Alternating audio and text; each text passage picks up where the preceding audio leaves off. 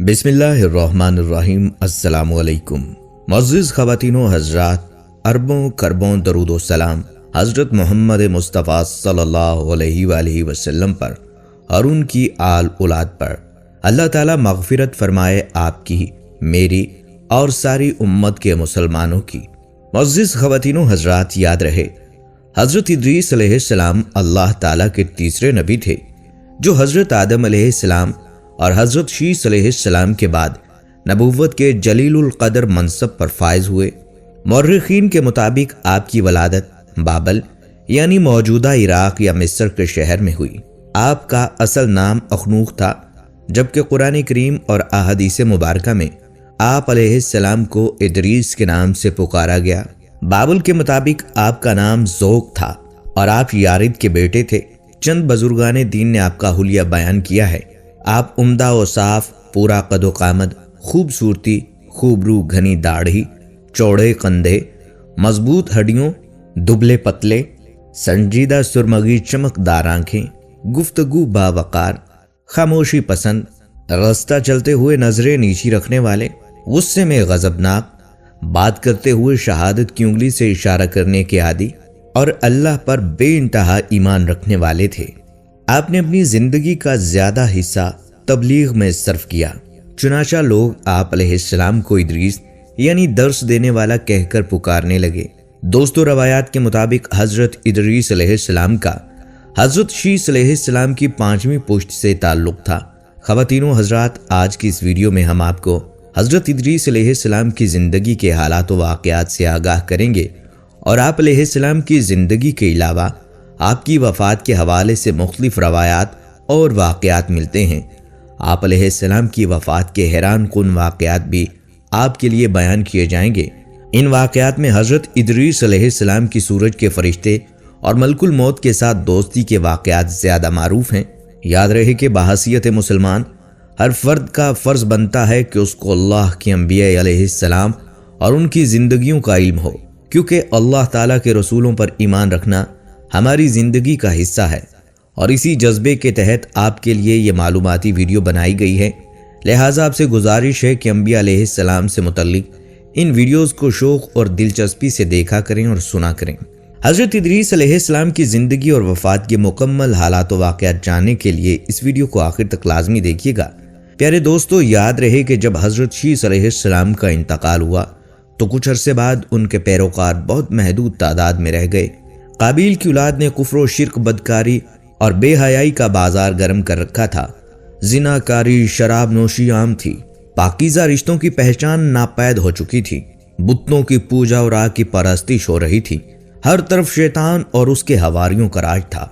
हज़रत आदम अलैहिस्सलाम और हज़रत शीस अलैहिस्सलाम की कायम करदा शरीयत, हदूद और अहकामात इलाही को पामाल किया जा रहा था।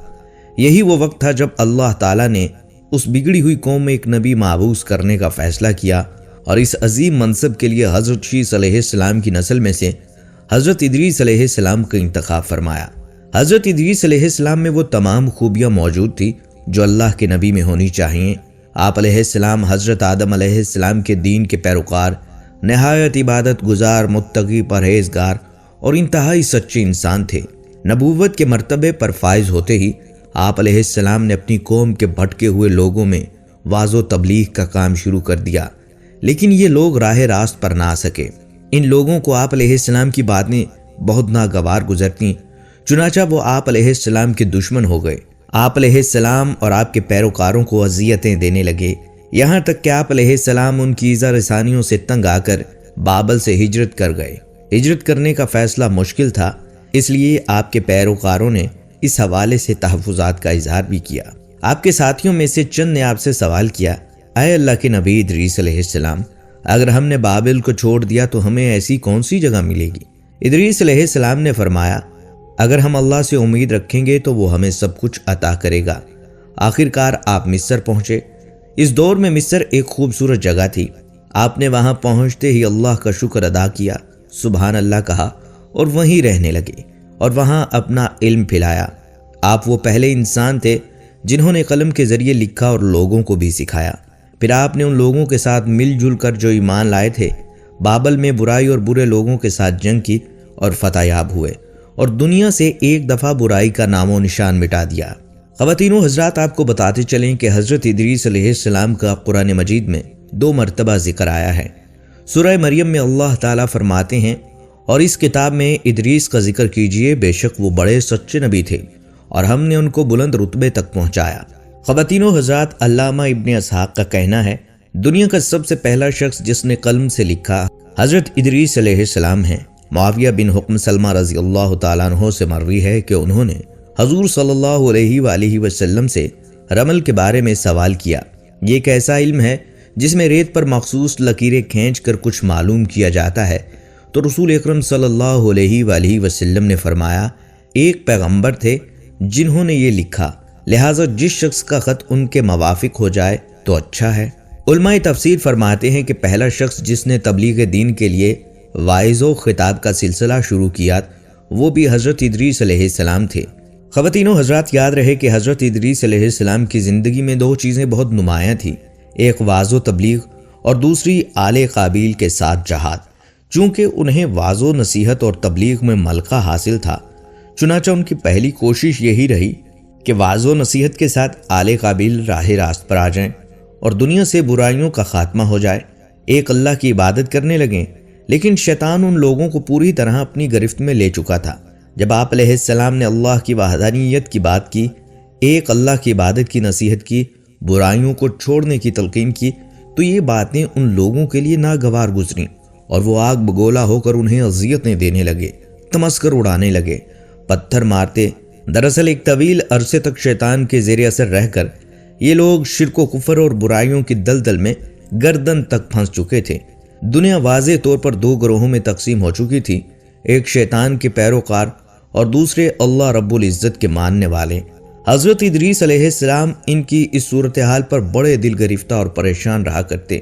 آپ علیہ السلام نے لاکھ کوشش کی کہ کسی طرح تبلیغ کے ذریعے ان لوگوں کو راہ راست پر لایا جا سکے، لیکن جب کوئی صورتحال نظر نہ آئی تو انہوں نے اللہ کے حکم سے ان لوگوں کے خلاف جہاد کرنے کا فیصلہ کیا۔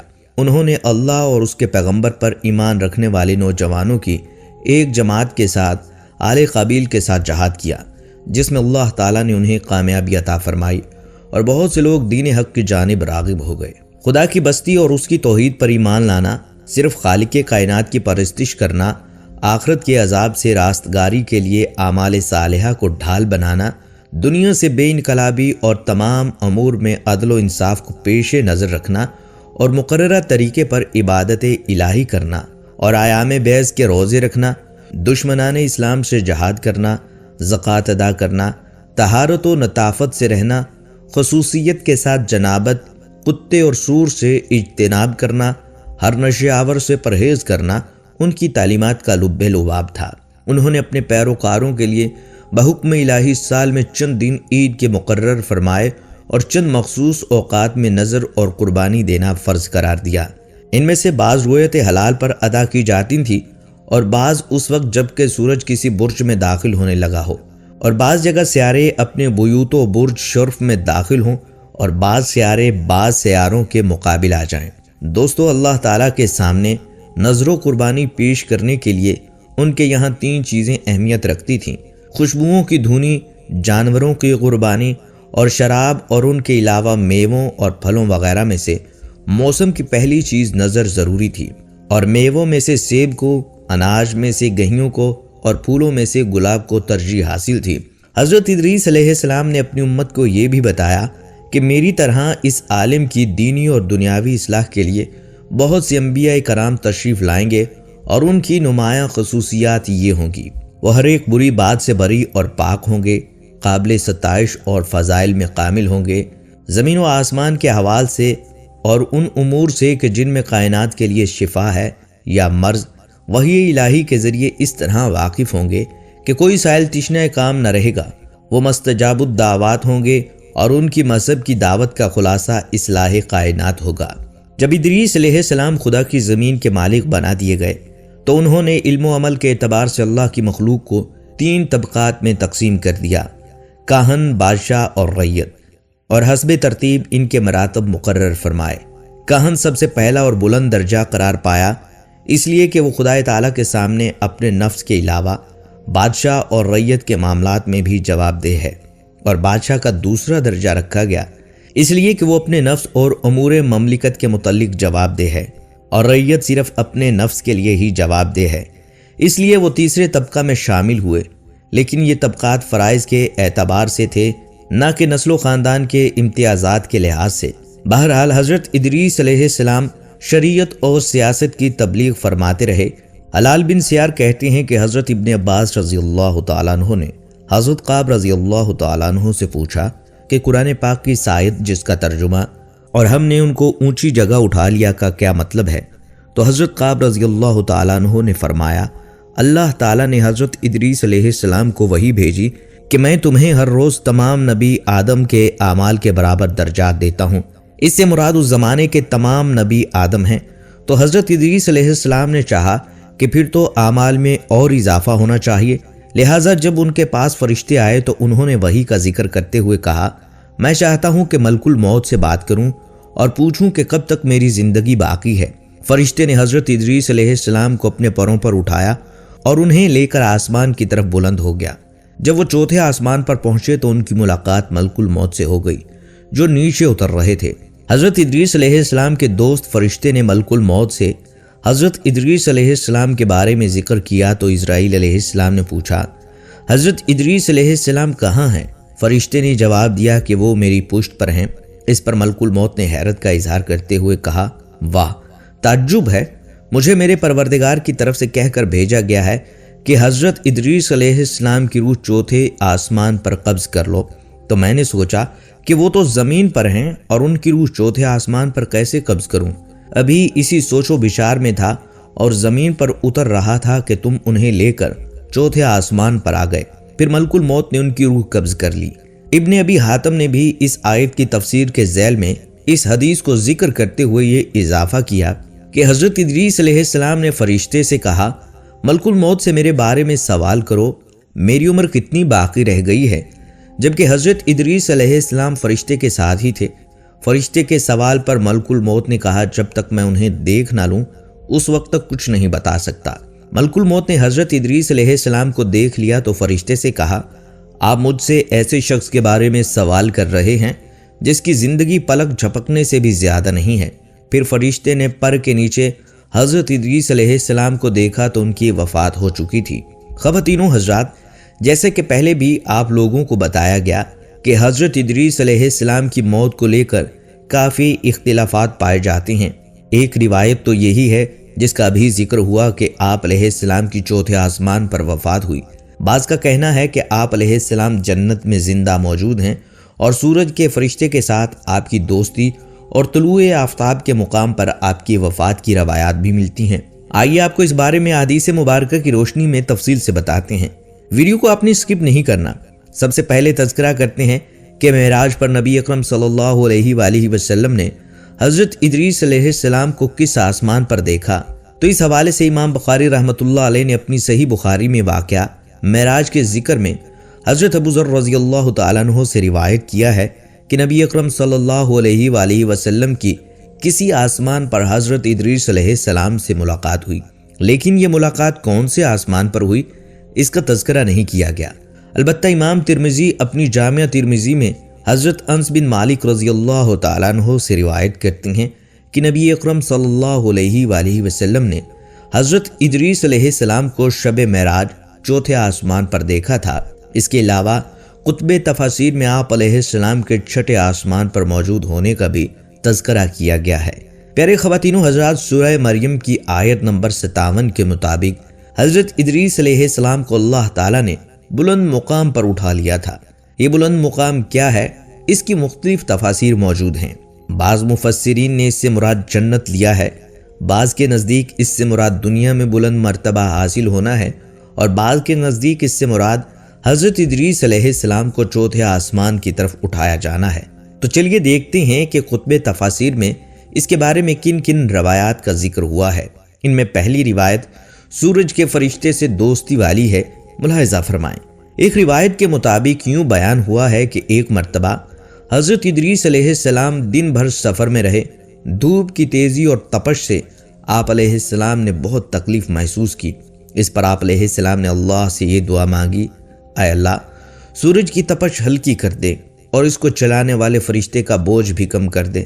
اللہ تعالیٰ نے آپ علیہ السلام کی یہ دعا قبول فرمائی۔ چنانچہ اگلی صبح سورج کے فرشتے نے خلاف معمول گرمی کی شدت میں واضح کمی محسوس کی۔ اس نے اللہ تعالیٰ سے اس بارے میں دریافت کیا۔ اللہ تعالیٰ نے جواب دیا، میرے ایک بندے ادریس علیہ السلام نے سورج کی حدت میں کمی اور تمہارا بوجھ ہلکا کرنے کی درخواست کی تھی اور میں نے اس کی درخواست قبول فرما لی۔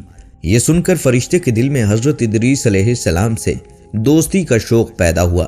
چنانچہ اس نے اللہ تعالیٰ سے حضرت ادریس علیہ السلام سے دوستی کرنے کی اجازت مانگی۔ اللہ تعالیٰ نے اسے اجازت دے دی۔ اجازت ملتے ہی آفتابی فرشتہ حضرت ادریس علیہ السلام کے پاس پہنچ گیا۔ جب حضرت ادریس علیہ السلام کو معلوم ہوا کہ اللہ تعالیٰ کا ایک بہت ہی معزز فرشتہ ان سے دوستی کا خواہش مند ہے، تو انہوں نے اس سے کہا، تم ملک الموت سے سفارش کر کے میری موت کے وقت میں تاخیر کرا دے تاکہ مجھے اللہ تعالیٰ کی عبادت کا زیادہ وقت مل سکے اور میرے نیک اعمال میں بہت زیادہ اضافہ ہو جائے۔ آفتابی فرشتے نے جواب دیا، ایسا ممکن نہیں، اگرچہ کسی کی موت کا وقت ٹالا نہیں جا سکتا، مگر میں ملک الموت سے آپ کی سفارش ضرور کروں گا۔ پھر وہ فرشتہ حضرت ادریس علیہ السلام کو اٹھا کر آسمان پر لے گیا۔ اس نے آپ علیہ السلام کو طلوع آفتاب کے مقام کے قریب چھوڑا اور خود ہی اکیلا ملک الموت کے پاس چلا گیا۔ ملک الموت کے پاس پہنچ کر اس نے اپنے آنے کا مقصد بیان کیا۔ اس کی بات سن کر ملک الموت نے کہا، کسی کی موت میں تاخیر کرنے کا اختیار میرے پاس نہیں ہے، البتہ تمہاری خاطر اتنا کر سکتا ہوں کہ تمہاری دوست کی موت کا وقت بتا دوں تاکہ وہ اچھی طرح سے تیاری کر لے۔ اتنا کہہ کر ملک الموت نے اپنے رجسٹر میں حضرت ادریس علیہ السلام کا نام دیکھا۔ پھر وہ آفتابی فرشتے کی طرف دیکھ کر تأسف بھرے انداز میں بولا، تمہارے دوست کی زندگی کچھ دیر پہلے ختم ہو چکی ہے، اس کا نام زندوں کی لسٹ میں نہیں ہے۔ میرے رجسٹر میں یہ درج ہے کہ تمہارا وہ دوست طلوع آفتاب کے مقام کے قریب فوت ہوگا۔ آفتابی فرشتے نے جب ملک الموت کی بات سنی تو جلدی سے حضرت ادریس علیہ السلام کے پاس آیا، مگر اس کے وہاں پہنچنے سے پہلے ہی حضرت ادریس علیہ السلام اللہ کو پیارے ہو چکے تھے۔ خواتین و حضرات، اس روایت کے مطابق حضرت ادریس علیہ السلام کی وفات طلوع آفتاب کے مقام پر ہوئی۔ چلیے اب آپ علیہ السلام کی وفات کے حوالے سے ایک دوسری روایت آپ کو بتاتے ہیں۔ حضرت ابن عباس رضی اللہ تعالیٰ عنہ کی روایت اس طرح سے ہے کہ حضرت ادریس علیہ السلام اللہ کی بہت زیادہ عبادت کرنے والے تھے۔ شام کے وقت آپ علیہ السلام کے نیک عمل زمین پر بسنے والے تمام انسانوں سے زیادہ ہوتے۔ جس فرشتے کے ذریعے آپ علیہ السلام کے نیک عمل بلند ہوتے تھے، اس فرشتے کو آپ علیہ السلام کی زیارت کا شوق ہوا، لہٰذا اس نے اللہ تعالیٰ سے آپ علیہ السلام کی زیارت کرنے کی اجازت مانگی۔ اللہ تعالیٰ نے اسے اجازت دے دی۔ چنانچہ وہ فرشتہ زمین پر حضرت ادریس علیہ السلام کے پاس آیا۔ اس نے اپنا تعارف آپ علیہ السلام کو کروایا اور اتنی زیادہ عبادت الہی پر آپ علیہ السلام کی تعریف کی۔ اس پر حضرت ادریس علیہ السلام نے کہا، اگر تو فرشتہ ہے تو ملک الموت سے میری موت کی تاخیر کی سفارش کر سکتا ہے۔ میری خواہش ہے مجھے اپنے رب کی عبادت کے لیے زیادہ سے زیادہ وقت مل جائے۔ آپ علیہ السلام کی بات سن کر اس فرشتے نے جواب دیا، کسی کی موت میں تاخیر کروانا کسی کے بس کی بات نہیں، لیکن میں ملک الموت سے اس بارے میں ضرور بات کروں گا۔ چنانچہ اس فرشتے نے آپ علیہ السلام کو اپنے پروں پر اٹھایا اور آسمان کی طرف لے گیا۔ جب ان دونوں کی ملک الموت سے ملاقات ہوئی تو اس فرشتے نے ملک الموت سے آپ علیہ السلام کی موت میں تاخیر کی سفارش کی۔ ملک الموت نے حضرت ادریس علیہ السلام کا نام پوچھا، پھر اپنا رجسٹر دیکھ کر بتایا کہ ان کی زندگی ختم ہو گئی ہے اور اب ان کی عمر میں کچھ باقی نہیں ہے۔ پھر ادریس علیہ السلام وہیں آسمان پر وفات پا گئے۔ اس روایت کے مطابق بھی آپ علیہ السلام کی وفات آسمان پر ہوئی، لیکن کون سے آسمان پر اس کا تذکرہ نہیں ہے۔ خواتین و حضرات، ایک اور روایت کے مطابق یوں بیان ہوا ہے کہ حضرت ادریس علیہ السلام اللہ کے دین کی تبلیغ کے علاوہ اپنا وقت زمین کی سیاحت میں بھی گزارتے۔ آپ کپڑوں کی سلائی بھی کرتے تھے، مگر اس کے باوجود آپ علیہ السلام کبھی بھی عبادت الہی سے غافل نہیں رہے۔ زمین پر بسنے والے تمام انسانوں کے برابر آپ کا ایک عمل ہوتا۔ ملک الموت اللہ تعالیٰ کی رضا کے لیے آپ علیہ السلام سے محبت کرتے تھے۔ ایک دفعہ حضرت ادریس علیہ السلام سیاحت کے لیے نکلے تو ملک الموت اللہ سے اجازت لے کر آپ علیہ السلام کے پاس آئے۔ اس نے آپ علیہ السلام سے کہا، اے اللہ کے نبی، آپ مجھے اپنی صحبت اور معیت کی اجازت فرمائیں۔ حضرت ادریس علیہ السلام نے اس اجنبی کی بات سن کر کہا تو میری سنگت نہیں نبھا سکے گا۔ ملک الموت نے کہا مجھے امید ہے کہ اللہ تعالیٰ مجھے اس کی طاقت عطا فرمائیں گے۔ بہرحال حضرت ادریس علیہ السلام نے اسے اپنے ساتھ رکھ لیا۔ وہ دونوں سفر پر روانہ ہوئے۔ عصر کے وقت ایک جگہ انہیں ایک چرواہا بکریاں چراتا ہوا نظر آیا۔ بکریاں دیکھ کر ملک الموت نے کہا اے اللہ کے نبی، ہم نہیں جانتے ہمیں کہاں شام ہو جائے گی، اس لیے روزہ افطار کرنے کے لیے ہمیں بکری کا ایک بچہ پکڑ لینا چاہیے۔ حضرت ادریس علیہ السلام کو اس کی بات پسند نہ آئی۔ آپ علیہ السلام نے کہا دوبارہ ایسی بات مت کرنا، تو مجھے ناجائز کھانے کی دعوت دے رہا ہے۔ رزق اللہ نے دینا ہے، جب شام ہو گئی تو ہمارا رزق پہنچ جائے گا۔ چنانچہ شام کے وقت اللہ نے ان کا رزق بھیج دیا۔ حضرت ادریس علیہ السلام نے اپنے ساتھی کو کھانا کھانے کے لیے کہا، مگر اس نے یہ کہہ کر انکار کر دیا کہ اسے بھوک نہیں۔ پھر کھانا کھا کر حضرت ادریس علیہ السلام عبادت میں مشغول ہو گئے۔ ملک الموت بھی ان کے ساتھ نماز کے لیے کھڑا ہو گیا۔ کچھ دیر بعد حضرت ادریس علیہ السلام تھک گئے اور نیند کی شدت سے اونگنے لگے، مگر جب انہوں نے اپنے ساتھی کو عبادت کرتے دیکھا تو انہیں بڑی حیرت ہوئی۔ وہ بڑے نہماگ سے اللہ تعالیٰ کی عبادت کر رہا تھا، اس پر تھکاوٹ اور نیند کے کوئی آثار نہیں تھے۔ حضرت ادریس علیہ السلام کے لیے یہ بڑی تعجب انگیز بات تھی، کیونکہ وہ یہ سمجھتے تھے کوئی بھی ان سے زیادہ عبادت کی طاقت نہیں رکھتا، مگر یہ آدمی ثابت کر رہا تھا کہ ان میں زیادہ طاقت ہے۔ بہرحال اگلے دن صبح ہوتے ہی دوبارہ سفر پر روانہ ہو گئے۔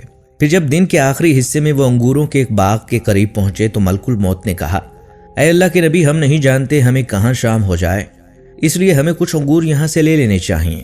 اس پر حضرت ادریس علیہ السلام نے سخت لہجے میں کہا میں نے تمہیں کوئی بھی غلط عمل کرنے سے منع کیا تھا، جب شام ہو جائے گی تو ہمارا رزق بھی پہنچ جائے گا۔ اس کے بعد شام کے وقت اللہ تعالیٰ نے ان کا رزق بھیج دیا۔ اس مرتبہ بھی ملک الموت نے کھانے سے انکار کر دیا۔ کھانے سے فارغ ہو کر حضرت ادریس علیہ السلام مشغول ہو گئے۔ ملک الموت بھی ان کے ساتھ نماز پڑھنے لگا۔ اس مرتبہ بھی حضرت ادریس علیہ السلام پہلے کی طرح جلد ہی تھک گئے، مگر ان کے ساتھی پر تھکاوٹ کے کوئی آثار نہیں تھے۔ حضرت ادریس علیہ السلام نے حیرانگی کے عالم میں پوچھا تم کون ہو؟ اللہ کی قسم مجھے تم آدم کی اولاد نہیں لگتے۔ اب ملک الموت نے اپنا تعارف کروایا۔ حضرت ادریس علیہ السلام کو جب علم ہوا کہ ان کا ساتھی اللہ کا وہ فرشتہ ہے جو لوگوں کی روح قبض کرتا ہے، انہوں نے پوچھا کیا تمہیں میرے بارے میں کوئی حکم نہیں دیا گیا؟ فرشتے نے کہا نہیں، آپ کے بارے میں کوئی حکم نہیں دیا گیا۔ اگر آپ علیہ السلام کے متعلق کوئی حکم ہوتا تو آپ کو مہلت دینا میرے لیے ممکن نہیں تھا۔ اللہ تعالیٰ کی رضا کے لیے مجھے آپ سے محبت ہے اور اسی وجہ سے میں آپ علیہ السلام کی سنگت اختیار کرنے آیا۔ تو 3 دن اور 3 راتوں سے میرے سال مسلسل رہا ہے، کیا اس عرصے میں تو نے کسی کی روح قبض نہیں کی؟ حضرت ادریس علیہ السلام نے ملک الموت سے سوال کیا۔ ملک الموت نے بتایا یہ دنیا میرے لیے ایک دسترخوان کی طرح ہے، جس طرح دسترخوان پر بیٹھا ہوا شخص ہاتھ بڑھا کر جو چیز چاہتا ہے اٹھا لیتا ہے، اسی طرح سے جب مجھے کسی کی روح قبض کرنے کا حکم ہوتا ہے تو میں فوراً اس کی روح قبض کر لیتا ہوں، خواہ وہ زمین کے مشرق میں ہو یا مغرب میں۔ حضرت ادریس علیہ السلام نے ملک الموت سے کہا جس ذات کی خاطر تم مجھ سے محبت کرتے ہو اس ذات کے واسطے تجھے میرا ایک کام کرنا ہوگا۔ ملک الموت نے دریافت کیا آپ کیا چاہتے ہیں؟ حضرت ادریس علیہ السلام نے جواب دیا میں ایک بار موت کا ذائقہ چکھنا چاہتا ہوں، تو میری روح میرے جسم سے جدا کر دے تاکہ مجھے پتہ چل جائے کہ موت کا ذائقہ کیسا ہوتا ہے، پھر تو میری روح واپس لوٹا دینا۔ چنانچہ ملک الموت نے اللہ تعالیٰ کی بارگاہ میں حاضر ہو کر اس بارے میں اجازت طلب کی۔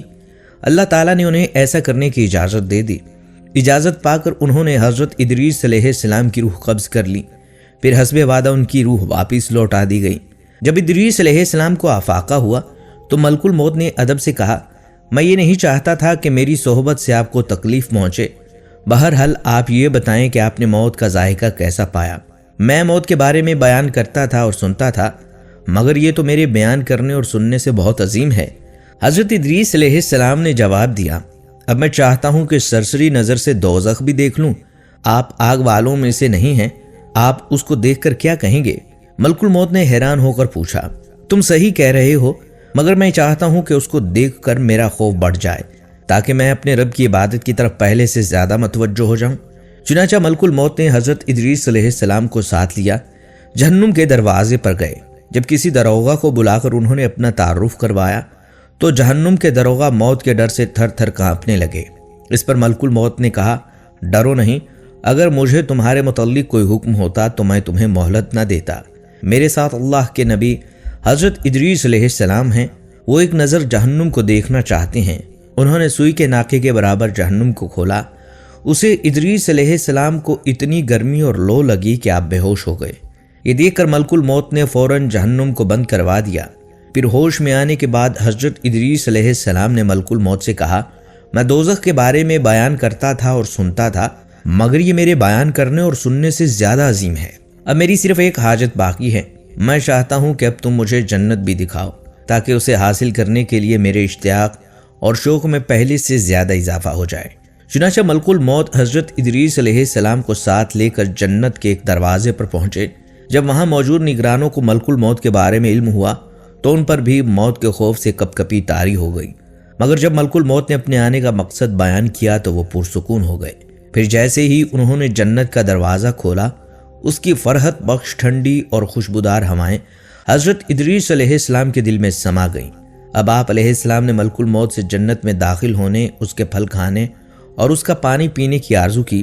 ملک الموت نے آپ علیہ السلام کی یہ خواہش بھی پوری کر دی۔ چنانچہ آپ علیہ السلام جنت میں داخل ہوئے، وہاں کے پھل کھائے اور پانی پیا۔ پھر جب ملک الموت نے آپ علیہ السلام سے باہر تشریف لانے کے لیے کہا تو آپ علیہ السلام نے انکار کر دیا۔ آپ علیہ السلام جنت کے ایک درخت سے چمٹ گئے اور فرمانے لگے، میں تو اب جنت سے باہر نہیں جاؤں گا۔ اگر تم اس سلسلے میں مجھ سے جھگڑا کرنا چاہتے ہو تو میں بھی جھگڑا کروں گا۔ اللہ کے حکم کے مطابق ملک الموت نے آپ علیہ السلام سے پوچھا، آپ علیہ السلام کے پاس جھگڑا کرنے کی کیا دلیل ہے؟ حضرت ادریس علیہ السلام نے جواب دیتے ہوئے کہا، اللہ کے ارشاد کے مطابق ہر نفس موت کا ذائقہ چکھنے والا ہے اور میں نے یہ ذائقہ ایک مرتبہ چکھ لیا۔ اللہ تعالیٰ کے ایک اور ارشاد کے مطابق ہر شخص جہنم پر وارد ہوگا۔ میں ایک مرتبہ جہنم پر وارد ہو چکا ہوں، کیا اب میں بار بار جہنم پر وارد ہوں گا؟ اللہ تعالیٰ یہ بھی فرماتے ہیں کہ جنتی جنت سے نکالے نہیں جائیں گے، کیا میں اس جنت کو چھوڑ کر چلا جاؤں جو اللہ تعالیٰ نے مجھے عطا کر دی ہے؟ اس پر اللہ تعالیٰ نے ملک الموت سے بذریعہ وحی فرمایا، یہ میرا بندہ ادریس ہے، میری عزت و جلال کی قسم میں یہ پہلے سے ہی جانتا تھا کہ موت ان کو صرف ایک ہی مرتبہ آئے گی جو یہ مر چکے ہیں۔ اب جہنم پر صرف ایک ہی مرتبہ وارد ہوں گے جو یہ وارد ہو چکے ہیں، اور جس گھڑی انہوں نے جنت میں داخل ہونا تھا اس کا بھی مجھے علم تھا۔ اب یہ یہاں سے نکلنے والے نہیں ہیں، انہیں جنت میں ہی رہنے دیا جائے۔ پیارے خواتین و حضرات، یہ تھی روایات حضرت ادریس علیہ السلام کے حوالے سے جو ہم نے آپ کے گوش گزار کی۔ اب آپ علیہ السلام کہاں اور کس حال میں موجود ہیں، جنت میں ہیں یا آسمان پر ہیں، یہ اللہ ہی کے علم میں ہے۔